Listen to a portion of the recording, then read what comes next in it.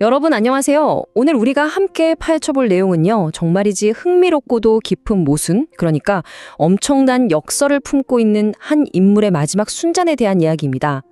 자, 거두절미하고 바로 본론으로 들어가 보죠. 한번 상상해 보세요. 평생을 쫓기고 사랑하는 사람을 잃고 끔찍한 기근 속에서 투쟁하듯 살아온 한 남자가 있습니다. 그런데 그가 인생의 황혼기에 드디어 강대 최고의 강대국이었던 애굽에서 죽은 줄만 알았던 아들과 극적으로 재회합니다.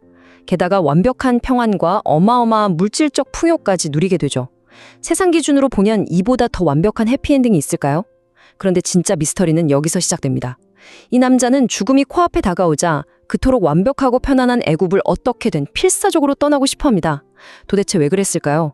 오늘 우리는 야곱이 요셉과 그의 두 아들에게 남긴 그 위대한 신앙의 유산, 그리고 그가 온 삶을 던져 보여준 놀라운 역설의 세계로 깊숙이 들어가 보겠습니다.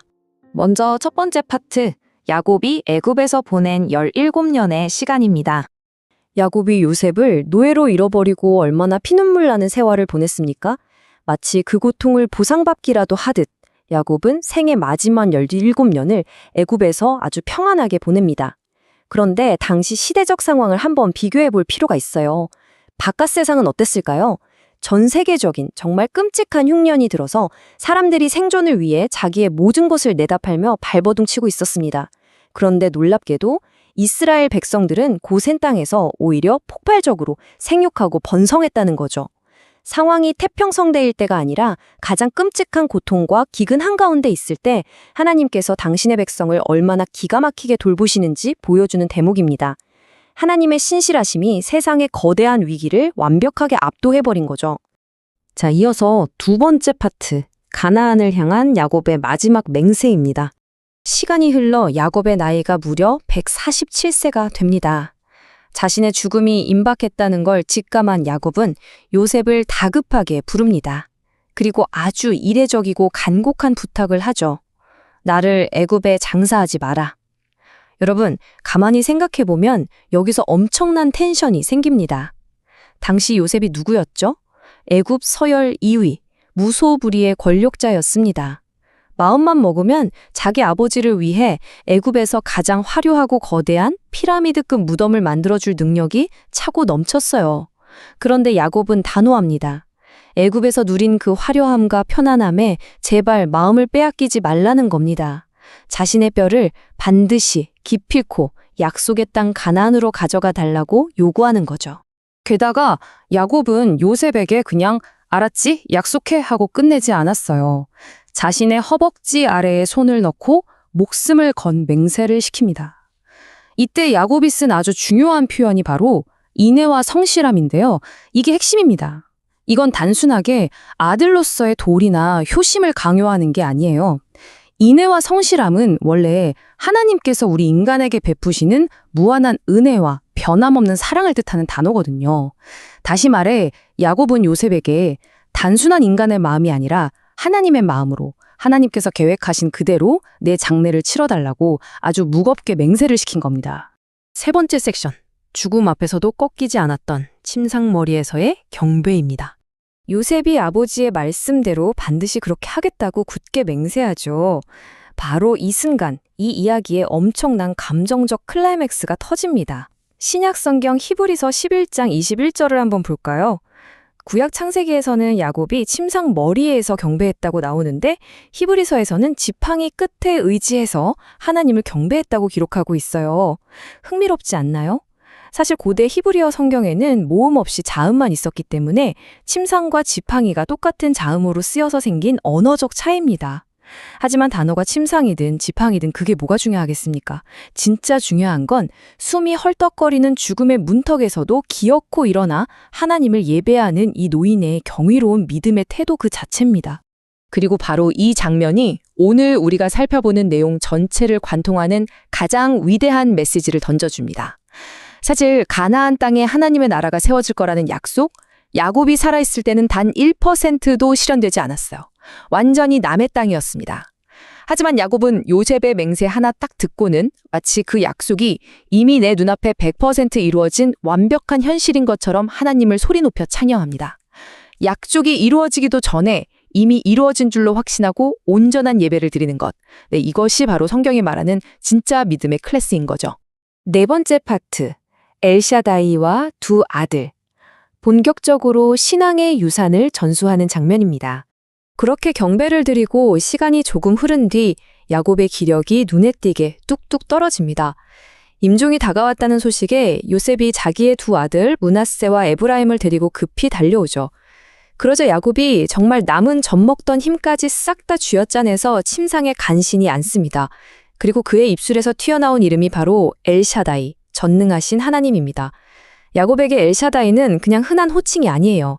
과거 베델에서 자신을 만나주시고 죽음의 위기에서 건져내시고 그 숱한 절망 속에서도 단 한 번도 약속을 어기지 않으셨던 그 신실하신 하나님. 자신의 온 인생을 바쳐 경험한 그 하나님을 두 손자 앞에서 벅차게 고백하고 있는 겁니다. 이 뜨거운 엘샤다이의 고백 직후에 야곱이 당대 사회를 발칵 뒤집어 놓을 만한 엄청난 법적 선언을 날립니다. 네가 애굽에서 낳은 두 아들 에브라임과 므낫세는 이제 내 것이다. 르우벤과 시므온처럼 내 아들이다. 세상에 자기 친손자들을 자기 직계 아들로 입양해버린 거예요. 이게 왜 충격적이냐면 당시 요셉의 아내 아스낫은 애굽의 유력한 제사장 가문 출신이었습니다. 완전히 이방인 피가 섞인 아이들인데 이 아이들을 하나님의 언약 백성의 중심, 그것도 자신의 직계 아들의 자리로 쑥 끌어안은 어마어마하게 파격적인 조치였던 겁니다. 여기서 숫자 2가 뜻하는 게 뭘까요? 맞습니다. 바로 두 배의 몫입니다. 예전에 야곱이 요셉한테만 특별하게 채색 옷을 입혀줬던 거 기억하시죠? 그게 요셉을 이 집안의 진짜 장자로 생각했다는 뜻이거든요.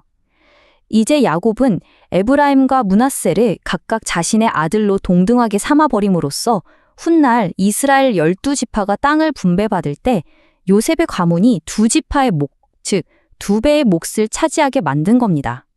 요셉에게 장자의 권리를 공식적으로 그리고 영구적으로 물려준 거죠. 그런데 이렇게 어마어마하게 엄숙한 유산 상속의 순간에 야곱이 갑자기 아주 사적이고 가슴 먹먹한 옛날 이야기를 꺼냅니다. 바로 요셉의 어머니인 라헬이 가나안으로 가던 길목 에브랏 근처에서 쓸쓸하게 세상을 떠났던 그날을 회상하는 거죠. 숨을 거두기 직전에 노쇠한 아버지가 여전히 자신의 어머니를 그렇게 깊이 사랑하고 그리워하는 모습을 보면서 요셉의 마음이 어땠을까요? 아마 엄청난 눈물을 흘렸을 겁니다. 야곱이 요셉을 얼마나 아끼고 특별하게 생각했는지 그 절절한 사랑이 그대로 묻어나는 명장면입니다. 마지막 5번째, 은혜로 맺은 신앙의 유산입니다.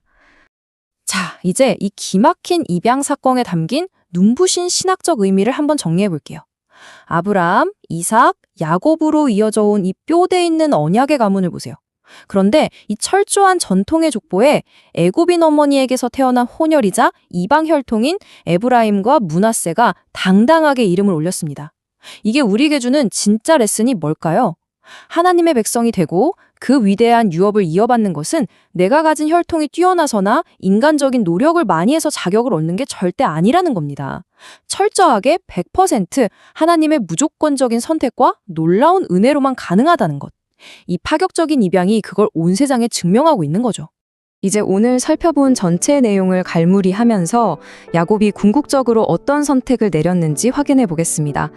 솔직히 야곱 그냥 당장 눈앞에 굴러들어온 애굽에서의 그 달콤하고 화려한 성공에 푹 빠져서 편안하게 눈을 감을 수도 있었어요. 하지만 그는 그 모든 세상의 유혹을 단호하게 끊어냅니다. 대신 당장은 내 손에 쥐어지지 않았고 눈에 보이지도 않지만 가나안에 세워질 하나님의 영원한 약속을 꽉 붙잡았죠. 젊은 시절 그토록 집착했던 세상의 욕심, 형에 대한 질투를 다 내려놓고 오직 전능하신 하나님께만 자신의 남은 시선을 완벽하게 고정한 것입니다. 자, 이번 해설을 마치면서 여러분과 함께 정말 진지하게 고민해보고 싶은 질문이 하나 있습니다. 우리는 혹시 우리 사랑하는 자녀들에게 당장 눈에 보기 좋은 애굽의 부귀영화, 그러니까 이 세상에서의 성공과 스펙만을 물려주려고 매일 아등바등 살고 있지는 않나요? 야곱은 숨이 끊어지는 그 죽음의 침상 위에서조차 하나님을 향한 흔들림 없는 경배를 보여주며 자신이 가장 사랑하는 아들과 손자들에게 영원히 변치 않는 신앙의 유산을 전해주었습니다. 여러분은 지금 여러분의 자녀들에게 어떤 유산을 세워가고 계십니까? 언젠가 사라질 세상의 성공입니까? 아니면 영원한 약속을 붙드는 위대한 신앙입니까? 이 질문을 가슴에 깊이 품어보시길 바라며 오늘 해설은 여기서 마무리하겠습니다. 끝까지 함께 해주셔서 감사합니다.